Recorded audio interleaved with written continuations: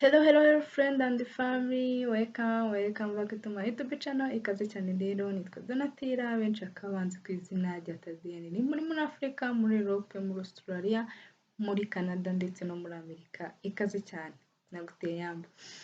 Nimba uri mushyashya hano, nagusaba kubanza ukanda subscribe, ugakanda no kuri kakazogera k'umukara kugira ngo ujye ubona notification y'uko uploadinze video nshyashya. Nimba warakanda subscribe, warakoze cyane. Tugiye kurebana bimwe mu bintu ugomba kubana nabyo cyangwa se bigomba kubaho mu buzima bwawe bwa buri munsi uko byagenda kose. Ikintu cya mbere nuko ibintu byose bikubaho atari amakosa yawe. Hari ibyo ushobora kugerageza, hari ibyo ushobora guhura na byenda bigakunda ibindi bikanga, ariko mu buzima bwa buri munsi uzamenya ko uko ibintu byose wabipanze atari ko bizaba, cyangwa se uko wapanze ibintu bishobora guhinduka kandi atari amakosa yawe, bigatuma yenda ushobora gutsindwa uno munsi ariko ejo ukaba watsinda. Menya ko gutsindwa kwawe cyangwa se kugwa kwawe atari amakosa yawe rimwe na rimwe. Ikintu cya kabiri, ibintu byose cyangwa se nuko ibintu byose utabifiteho uburenganzira cyangwa se utabigiraho uburenganzira.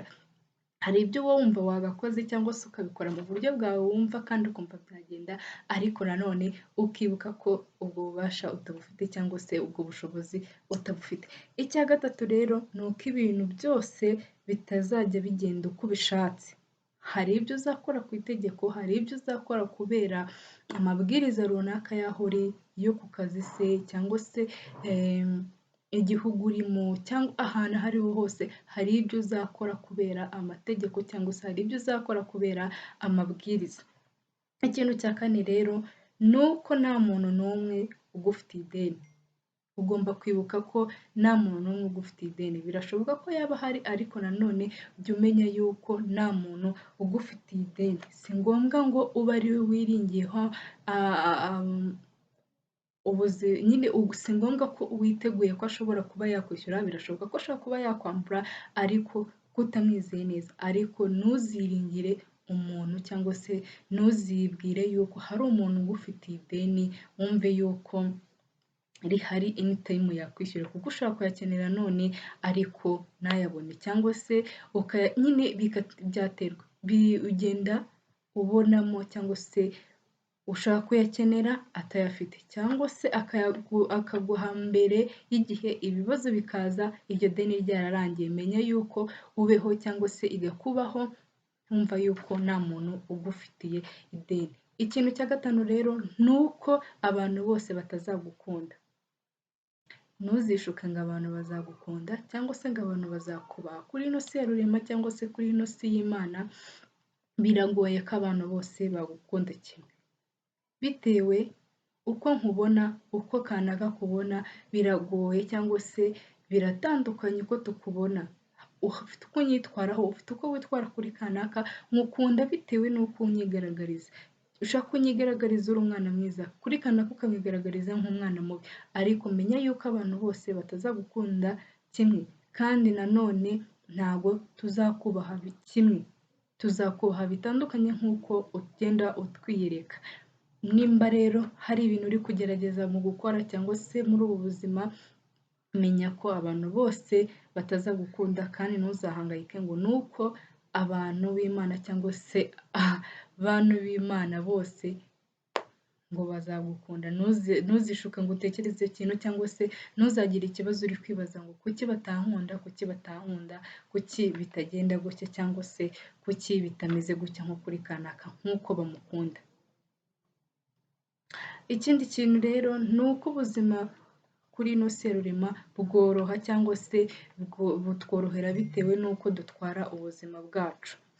Iyo wikunda, iyo wiyubaha, iyo wiyizera, iyo wumva ufite inzozi mu buzima bwawe, iyo wumva hari ibintu ufitiye inyota kugeraho, bigenda neza.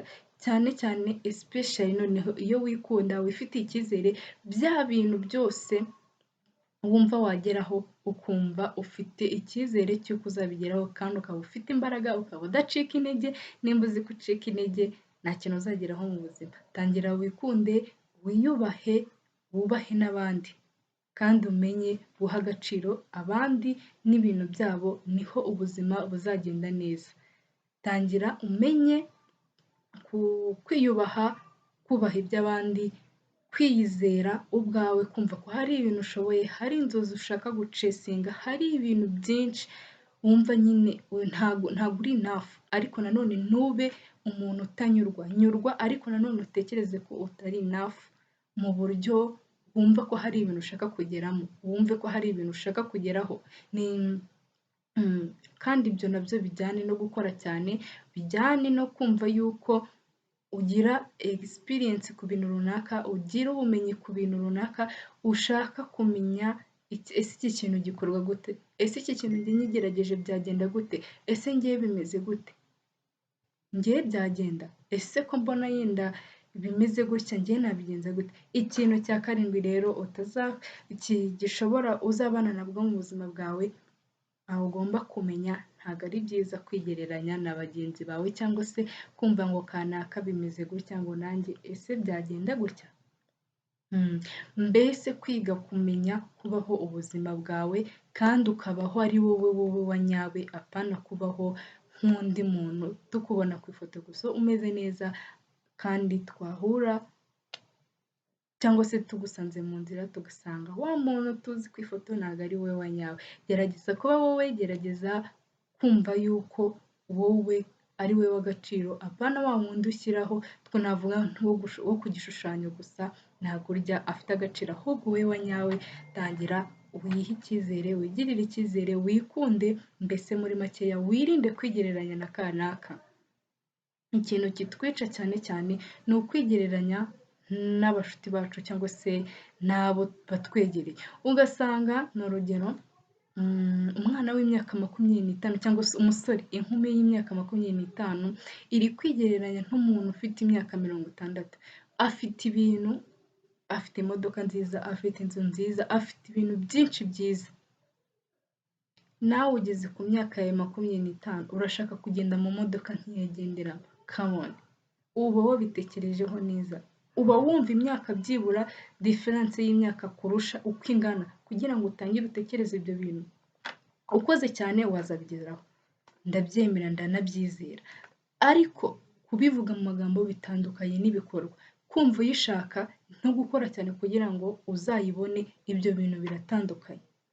Tangiraho ubeho ubuzima bwawe, ufayitingire ubuzima bwawe, nibiba ngombwa urare n'amajoro ukora kugira ngo ugire ibintu ugeraho, ariko wikwifuza mu magambo gusa ngo kuko mbona umuturanyi wanjye afite inzu nziza, afite imodoka nziza ngo nanjye ndayishaka, kandi ku myaka yawe 25-30. Kwigereranya n'abandi tubicikeho cyangwa se tubivemo. Kumva yuko nshaka kwirebera kuri mu musista mugenzi wanjye cyangwa se umushuti wanjye w'umukobwa ngo uko yambaye nanjye mba ariko nambara, inkweto yambaye mba arizo nambara, imisatsi afite mba ariyo nshyiraho, make-up yisiga, inzara ashyiraho, amashinete yambara, amagurumete yambara, like bya bindi byose nkabyifuza nk'aho tunganya ubushobozi cyangwa se nk'aho depanse afite zingana n'izanjye. Menya ngo mfite izi depanse iki gihe ni iki, kandi ngomba kuzikavaringamo cyangwa se ngomba kuzikavaringa bitewe n'amafaranga mfite cyangwa se n'ubushobozi mfite, ngomba kubigenza gutya. Kandi ikindi kintu ugomba kumenya, ishoremo cyangwa se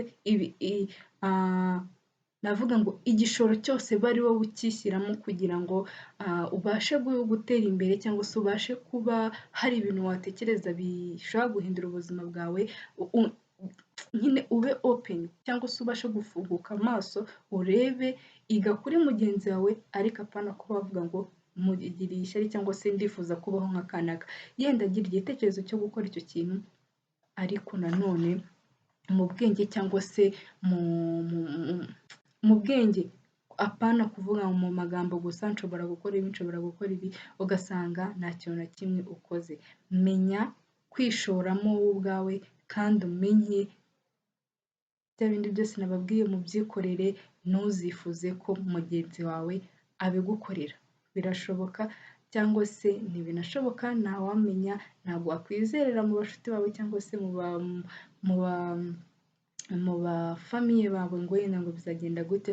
Baho nk'udafite ideni cyangwa se baho nyine nta muntu wumva ko ugufitiye ideni, baho nkawe ubwawe, baho nk'uko wifuza kuzamera mu minsi iri imbere, ubeho wumva yuko nturi gufitiye uryirengagize anytime ashaka kurikwishyura cyangwa se akanarikwambura. Baho nkawe ubwawe, wirinde kumva yuko muri wowe hari umuntu ugufitiye ideni. Akenshi bishobora kugutera yenda kudakora, bishobora kugutera kutagira kumva ushaka gukora, ahubwo wiringiye rya deni wahaye umuntu kandi yagukoshona ntariguhe, ugasanga riguteranyije ku bashuti n'abavandimwe cyangwa se ku bantu muri close kuri ino si cyangwa se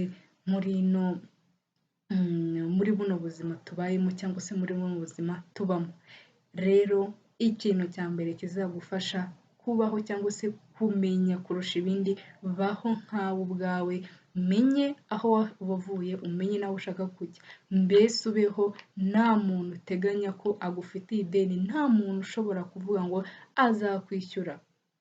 Kimwe cyangwa bibiri wateye muri ino video, nka like, nka comment kugira ngo mbashe gukora izindi video, ariko nimba uri mushyashya hano nagusabaga kubanza ugakora subscribe.